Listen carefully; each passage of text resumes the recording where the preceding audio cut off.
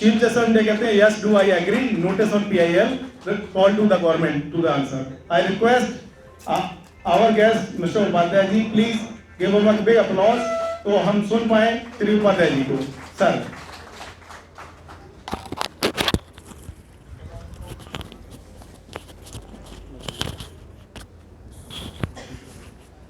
Minute अरे बड़ा मुश्किल है यार. भारत माता की जय. भारत माता की जय. मुझे बताया गया कि 15 मिनट ही बोलना है. नहीं, आपको 20 मिनट. देखिए बहनें हमें इंसेंटिव दे रही हैं क्योंकि मैंने 125 PIL में से ज़्यादातर PIL gender justice, gender equality पे किया है. पता नहीं लोग हमारे खिलाफ क्या क्या टैग करते रहते हैं. सच्चाई ये है कि मैंने ज़्यादातर petitions gender justice, gender equality पे किया है. और सबसे ज़्यादा PIL मैंने 42nd अमेंडमेंट है जो 76 में आया था. वैसे बिना चर्चा के आया था, बिना किसी डिबेट के आया था, लेकिन अच्छा आया था. वो उसमें दो चीज़ें जोड़ी गई थी.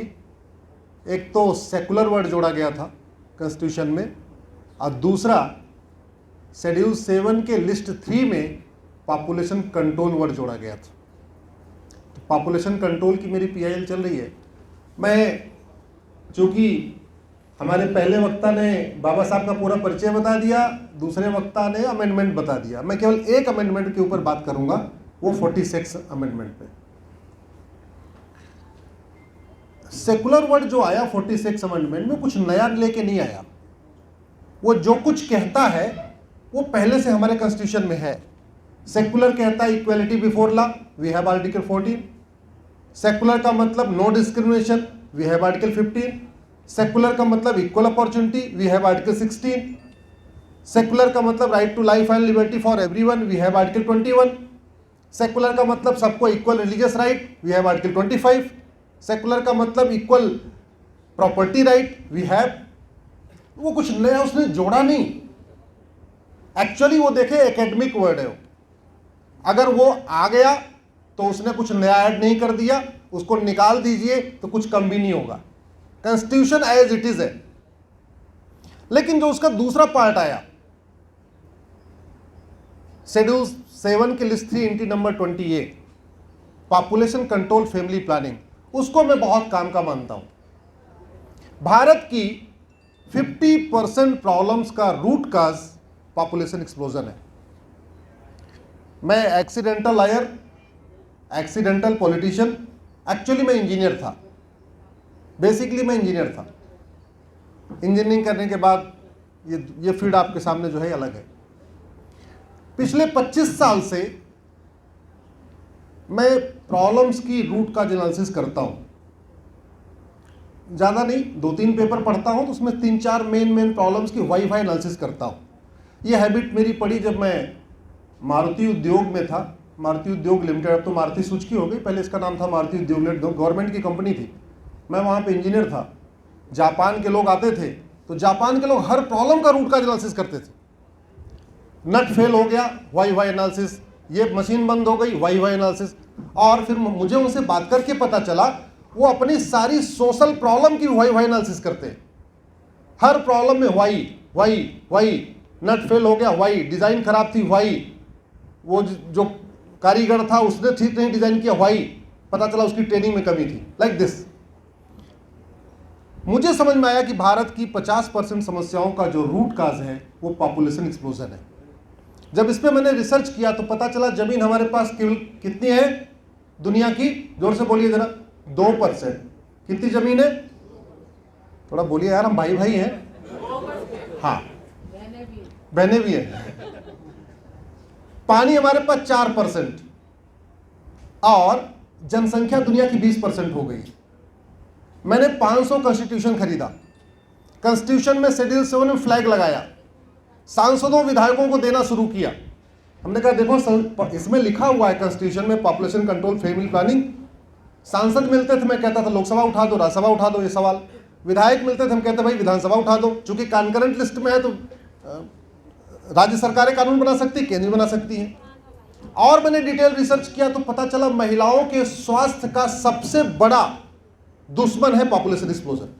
मैंने कई डॉक्टर से बात किया, गायनोलॉजिस्ट से बात किया, टीबी पे जो डॉक्टर है जो टीबी वगैरह देखते हैं उनसे बात किया, तो वो मुझे सारा बता रहे थे ये जो आपको बीमारी दिख रही है इसमें ज़्यादातर वो हैं जिनके 5 बच्चे हैं, जिनके 8 बच्चे हैं, जिनके 10 बच्चे हैं। WHO भी अपनी अलग रिपोर्ट दे रहा है। फिर अल्टीमेटली मैंने PIL फाइल किया, भगवान की दया से सुप्रीम कोर्ट ने मेरी पॉपुलेशन कंट्रोल वाली PIL एडमिट कर लिया, तो अब मामला थोड़ा पहिया आगे बढ़ गया, नहीं तो ठंडा पड़ा हुआ था। मैं इस अमेंडमेंट को सबसे इंपॉर्टेंट मानता हूं, 46 अमेंडमेंट को। दूसरा, सेकुलर वर्ड। सेकुलर का मतलब यह होता है कि मेरी 4 बेटियां हैं और उसमें से एक बेटी हिंदू से शादी करे, एक मुस्लिम से शादी करे, एक पारसी से शादी करे, एक ईसाई से शादी करे, तो शादी के बाद चारों के सिविल राइट, ह्यूमन राइट बदलने नहीं चाहिए। अनफॉर्चुनेटली ये हो रहा है। आज भी इवन शादी विवाह की उम्र समान नहीं है। एक ही बिल्डिंग में रहते हैं, अगल बगल के फ्लैट में, एक की शादी की उम्र 18 साल है, दूसरे की 9 साल है। This is happening. और हम कहते हैं हम सेकुलर कंट्री।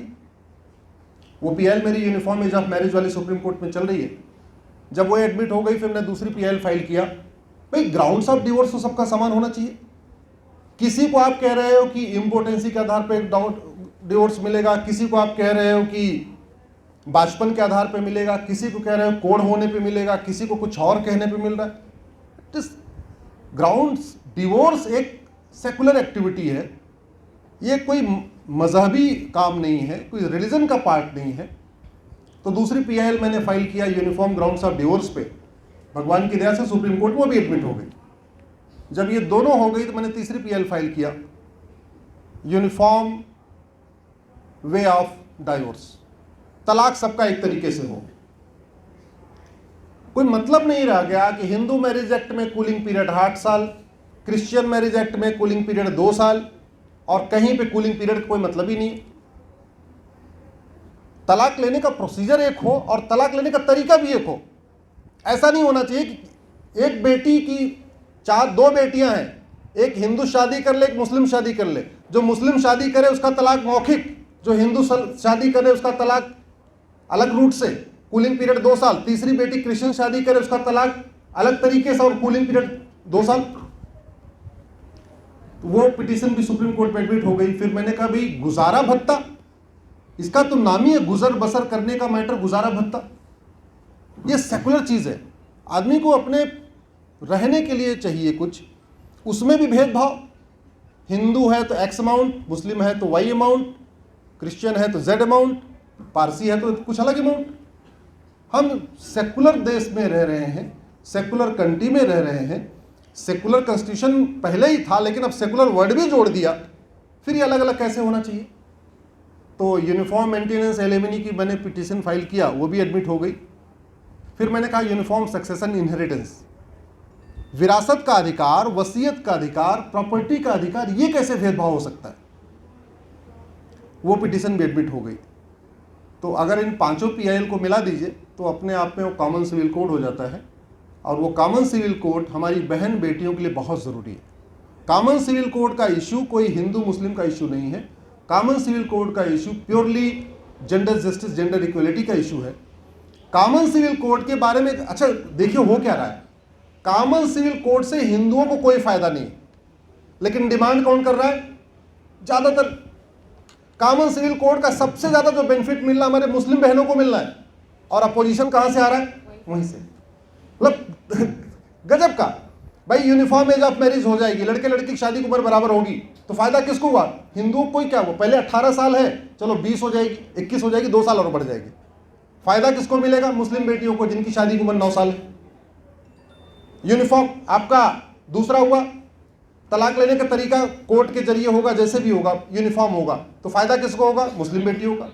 गुजारा भत्ता सबको मिलेगा, किसको फायदा होगा, मुस्लिम बेटियों का। हिंदुओं को पहले ही मिलता है, उनको कुछ नया तो नहीं मिलेगा। मुस्लिम बेटियों को नहीं मिलता गुजारा भत्ता, तो उनको फायदा होगा। विरासत का राइट, वसीयत का राइट, प्रॉपर्टी का राइट, इक्वल राइट जब होगा, जब जेंडर न्यूट्रल होगा, किसको फायदा होगा, हिंदुओं को पहले ही है, वसीयत का अधिकार है, विरासत का अधिकार है, प्रॉपर्टी का अधिकार है, तो फायदा किसको मिलेगा? हमारी मुस्लिम बेटियों को मिलेगा। इसलिए जो सेकुलर वर्ड आया है, सेकुलर का मतलब होता है जेंडर न्यूट्रल, रिलीजन न्यूट्रल। जो भी राइट है, सिविल राइट और ह्यूमन राइट, इसमें डिस्क्रिमिनेशन नहीं होना चाहिए, ये सबको मिलना चाहिए। इसी तरीके से जो मैंने कहा ना, दूसरा पार्ट इसका था 42nd अमेंडमेंट का, पॉपुलेशन कंट्रोल, वो बहुत ही इंपॉर्टेंट है।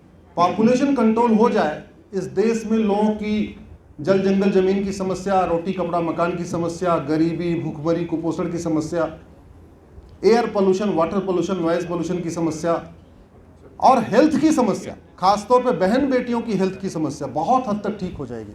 वो ज़माना चला गया जब 5 बच्चे, 7 बच्चे, 8 बच्चे होते थे। हवा बदल चुकी है, पानी बदल चुका है, कुछ भी शुद्ध नहीं मिल रहा है। दूध पूरी तरीके से मिलावटी है, सब्जी मिलावटी है, फल मिलावटी, सब कुछ मिलावटी है। तो आज का टाइम नहीं है कोई जो है 5 बच्चा, 8 बच्चा, 10 बच्चा कर सके, वो ज़माना चला गया। और इस पॉपुलेशन एक्सप्लोजन का नतीजा है कि आज की डेट में कुछ भी शुद्ध नहीं है। मैं एक एग्जांपल देता हूं, आपको बड़ा क्लियर हो जाएगा। लॉकडाउन लगा 2020 में, सब कुछ बंद था। याद करिए पहला वाला लॉकडाउन, सब कुछ बंद। आपने कहीं सड़क पे दूध फैलते हुए देखा क्या?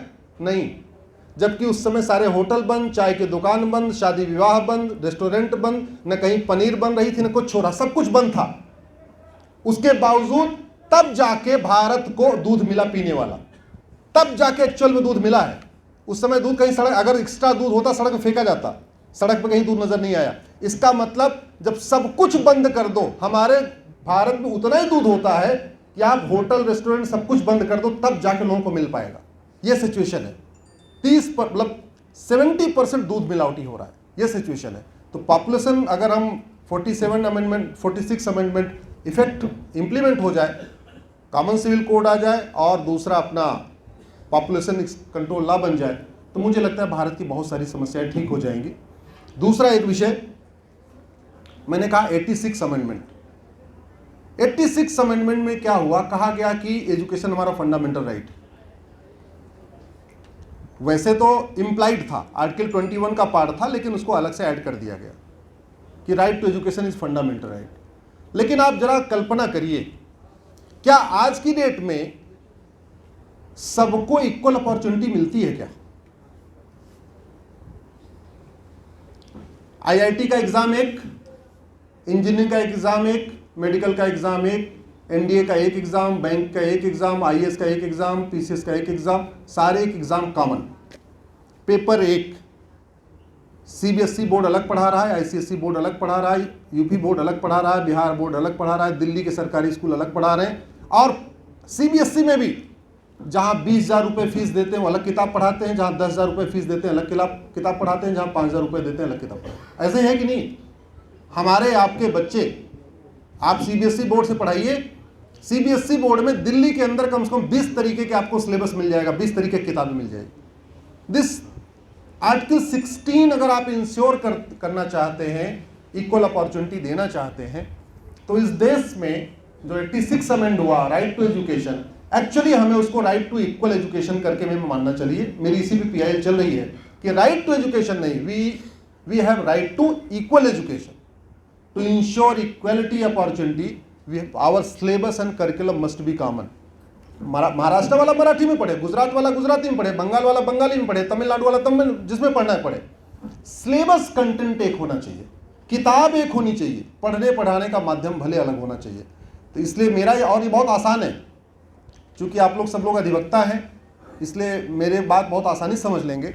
पार्लियामेंट ने कानून बनाया राइट टू एजुकेशन, क्या बनाया? उसमें एक शब्द जोड़ दे, इक्वल, तो क्या बन गया वो? Right to equal education. इसका मतलब पार्लियामेंट के पास कंपेटेंस है, एजुकेशन हमारे कंकरेंट लिस्ट में है, तो राइट टू एजुकेशन क्या बन गया? Right to equal education. और उसमें हम जो उम्र है वो 14 साल है, उसको 2 साल बढ़ा दे, 16 साल कर दे, तो यानी 10वीं तक पूरे देश में सिलेबस एक हो जाएगा। ये लड़ाई मेरी चल रही है, मेरी पीआईएल इसी पे चल रही है। अनफॉर्चुनेटली बाद में राइट टू एजुकेशन सब पे लागू होता था, 2012 में अमेंडमेंट करके उसमें पर्टिकुलर स्कूलों को उससे बाहर निकाल दिया गया। वो अमेंडमेंट भी मैंने चैलेंज किया हुआ है, अगर आप गूगल करेंगे right to equal education Ashwini Upadhyay करके आपको डिटेल मिलेगा। तो ये दो चीज बड़ी जरूरी है।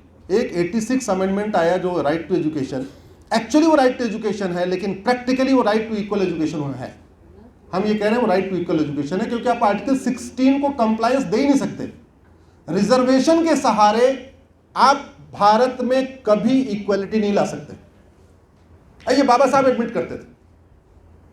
एक्चुअल में इक्वलिटी आएगी जब मंत्री और संतरी के बच्चे की किताब एक होगी, जब क्लर्क और कलेक्टर के बच्चे की किताब एक होगी, जब कांस्टेबल और कप्तान के बच्चे की किताब होगी, जब मेरे बच्चे की और मेरे ड्राइवर के बच्चे की एक किताब होगी, तब जाके आर्टिकल 16 जो कहता है इक्वलिटी अपॉर्चुनिटी वो कर पाएंगे। उसके पहले नहीं हो सकता।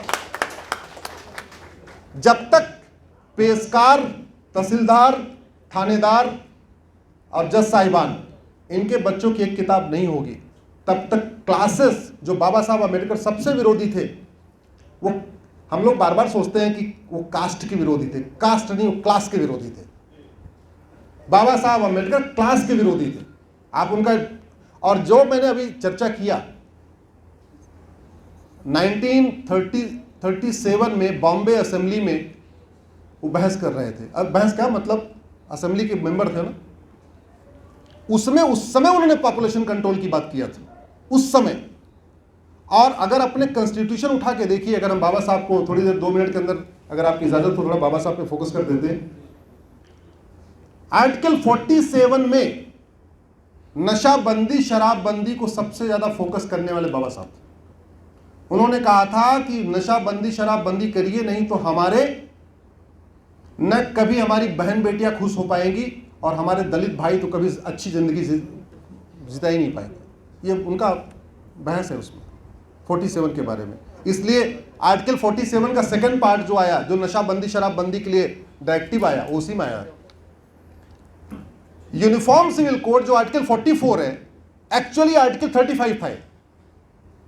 बाबा साहब कह रहे थे इसको आप फंडामेंटल राइट बना के रखिए, और वो फंडामेंटल राइट बन भी गया था। Uniform civil code, common civil code originally article 35 बनाया गया था, लेकिन बाद में कुछ ऐसे विवाद हुआ, फिर बोला हमारे पास टाइम नहीं है, कुछ लोगों ने कहा इतनी जल्दी में हम नहीं कर पाएंगे, कानून नहीं बना पाएंगे, तो उन्होंने उसको रीनंबर करके 44 बना दिया। Otherwise actually common civil code article 35 था। तो समान शिक्षा, समान नागरिक संहिता, जनसंख्या नियंत्रण, ये हमारा संविधान भी कहता है, और ये बाबा साहब का बहुत प्रिय सब्जेक्ट था। लेकिन आप इसको भी समझिए, ये कोई पहली बार नहीं आया या हमने किसी दूसरे देश से सीखा, ऐसा नहीं है। आपने कभी सोचा राम, लक्ष्मण, भरत, शत्रुघ्न की एक ही एक पत्नी क्यों थी? राम की एक पत्नी, लक्ष्मण की एक पत्नी, भरत की एक पत्नी, शत्रुघ्न की एक पत्नी। उसके पहले तक पॉलीगैमी थी। उसके पहले तक पॉलीगैमी थी। राजा दशरथ ने 3 विवाह किया था। कभी आपने सोचा कि चारों भाइयों ने एक एक विवाह क्यों किया?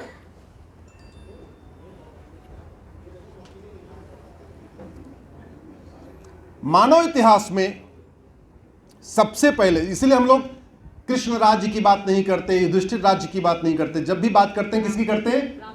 जोर से बोलिए भैया, राम राज्य की। 5 मिनट राम राज्य के ऊपर मैं बताना चाहूंगा और संविधान से आपको कनेक्ट करना चाहूंगा। मानव इतिहास में सबसे पहले पॉलीगैमी को बैन करने वाले, एक पति एक पत्नी का नियम ले आने वाले भगवान राम है। वाल्मीकि रामायण में इसका जिक्र है। वाल्मीकि रामायण हम लोग पढ़ते कम है, वाल्मीकि रामायण में स्पष्ट लिखा हुआ है। उस समय दुनिया का कोई ऐसा राजा नहीं था जो भगवान राम को अपना दामाद नहीं बनाना चाहता था। और पहला छोड़िए भैया, हमारी दूसरे में हमारी बेटी ले लो, तीसरे में हमारी बेटी ले लो, कोई ऐसा राजा नहीं था जो भगवान राम को दामाद, लेकिन बोले नहीं, हमने डिसाइड किया है हमारे राज्य में सब एक पति एक पत्नी का नियम पालन करेंगे, और चूंकि प्रजा को पालन करना इसलिए पहले सबसे पहले हम चारों भाई पालन करेंगे। मानव इतिहास में सबसे पहले पॉपुलेशन कंट्रोल पॉलिसी लाने वाले भगवान राम है। राम के 2 बच्चे, लक्ष्मण के 2 बच्चे, भरत के 2 बच्चे, शत्रुघ्न के 2 बच्चे। हम लोग थोड़ा वाल्मीकि रामायण पढ़ते नहीं, अपने वेद को पढ़ते नहीं है, इसलिए आखिर न एक न तीन, चारों भाइयों में न किसी को एक बच्चा हुआ न किसी को 3 बच्चा क्यों हुआ? 2 ही 2 क्यों हुए? सबसे पहले वो पॉलिसी लाने वाले थे भगवान राम, और चूंकि प्रजा को पालन करना है इसलिए पहले हमें लैंडमार्क देना है, हम पहले इसको फॉलो करेंगे। तीसरा, मानव इतिहास में सबसे पहले कॉमन एजुकेशन सिस्टम लाने वाले भगवान राम हैं। भगवान राम के पहले तक गुरुकुल 2-3 कैटेगरी के होते थे। एक होते थे राजाओं के, राजकुमारों के लिए, एक होते थे क्षत्रियों के लिए, उसमें सेनापति उति के बच्चे पढ़ते थे, एक था ब्राह्मणों के लिए, बाकी और सबके लिए। भगवान राम ने तय किया उस अखंड भारत में जिसके भगवान राम राजा थे कि सभी गुरुकुल में सब पढ़ेंगे और सभी गुरुकुल का सिलेबस और करिकुलम कॉमन होगा। ये मानव इतिहास में इस कॉन्सेप्ट को सबसे पहले लाने वाले भगवान राम हैं। तो कॉमन एजुकेशन, और उसके पहले तक सजा का प्रारूप भी अलग अलग था। उसके पहले तक सजा का प्रारूप अलग था। उसी अपराध में ब्राह्मण को 4 गुना सजा मिलती थी, क्षत्रिय को 3 गुना मिलती थी, ये कैटेगरी थी। उस सजा को कोडिफाइड करने वाले भगवान राम है। सबको एक समान सजा मिलेगी। और सोशल जस्टिस का सबसे नायाब तरीका भगवान राम ने दिया था। भगवान राम के दरबार में जो सिटिंग अरेंजमेंट था वो 1 2 3 4 का था। एक ब्राह्मण, 2 क्षत्रिय, 3 वैश्य, 4 दलित भाई, ये रेशियो था। तो बहुत सारी ऐसी चीजें जिनका वाल्मीकि रामायण में जिक्र है, कि मैं कोई अपनी मानसिक कल्पना नहीं बता रहा हूं आपको, वो बातें बता रहा हूं जो लिखी हुई है। तो बहुत सारी चीजें जो हम लोग कहते हैं ना बार बार कि राम राज्य, और राम राज्य की बात करते हैं कम्युनल, अरे यार तो राम राज्य की बात करते हैं। हमारा संविधान भी राम राज्य ही चाहता है। हम जिस राम राज्य की बात करते हैं वो वास्तव में संविधान भी वही कहता है। इसीलिए जब संविधान बना था तो उसके प्रथम पेज पे राम दरबार था। संविधान के प्रथम पेज पे क्या था? राम दरबार। बहुत कुछ सीखने की जरूरत है, बहुत कुछ अपनी सभ्यता, अपने पुराने उसे सीखने की जरूरत है। लेकिन मेरा ये मानना है 2 चीजें जरूर हो जाए। एक, इस देश में समान शिक्षा हो जाए, मंत्री संतरी क्लर्क कलेक्टर के बच्चे की किताब एक हो जाए। उससे वास्तव में, जैसे हमारे भाई साहब हैं, अब ये काबिल हो गए, ये पढ़ा लेंगे, ये अपने बच्चे को डीपीएस में पढ़ा लेंगे, मतलब 20,000 रुपये फीस देके भी पढ़ा लेंगे। लेकिन वो हमारे गांव का अंतिम छोर पे बैठा हुआ जो 200 रुपए का मनरेगा दे के काम करता है, उसके बच्चे की वो किताब नहीं हो सकती। तो अल्टीमेटली क्या होगा? कोचिंग। तो भाई साहब तो कोचिंग करा लेंगे अपने बच्चे की, अच्छी से अच्छी कोचिंग करा लेंगे, 4-5 लाख रुपए दे के फिटजी उटजी सब करा लेंगे। वो जो मनरेगा में काम करने वाला कैसे करेगा? तो ये एजुकेशन सिस्टम कितना बर्बाद है, इसका नतीजा मैं आपको एग्जांपल बताता हूं। आप कल्पना कर लीजिए कि आईआईटी में, मेडिकल में, आईएएस में, आईपीएस में बिना कोचिंग किए हुए कितने आते हैं? वही आते हैं जो कोचिंग करते हैं, और कोचिंग में सबका सिलेबस कॉमन है। आप फिटजी कराइए, आईआईटी कराइए, जेई करिए, सिलेबस सबका कॉमन है। तो हो क्या रहा है, हम प्राइमरी में, सेकेंडरी में अलग अलग सिलेबस पढ़ा रहे हैं और बाद में वो कोचिंग वाला सबको एक कॉमन एजुकेशन दे रहा है। तो कोचिंग माफियाओं का दबदबा है, एजुकेशन माफियाओं का दबदबा रहा अभी तक। शायद इसीलिए अब तक इस देश में राइट टू इक्वल एजुकेशन नहीं हो पाया। भगवान ने चाहा, जागृति होती रही, आप सब लोग इसी तरीके से सेमिनार कॉन्फ्रेंस करते रहे, तो बहुत जल्द इस देश में कॉमन एजुकेशन भी होगा, कॉमन सिविल कोड भी होगा, पॉपुलेशन कंट्रोल भी होगा और राम राज्य आएगा, ऐसा हम पूरा मानते हैं। अधिवक्ता परिषद ने ये कार्यक्रम किया, उसको बहुत बहुत धन्यवाद। भाई हमारे जलज जी ने हमें बुलाया विशेष रूप से, उसके लिए आपका धन्यवाद। आपने इतनी देर सुना, आपका बहुत बहुत धन्यवाद। और भगवान ने चाहा फिर कभी मुलाकात होगी, आज समय का अभाव है इसलिए बात खत्म करते हैं। जय हिंद, जय भारत। बहुत बहुत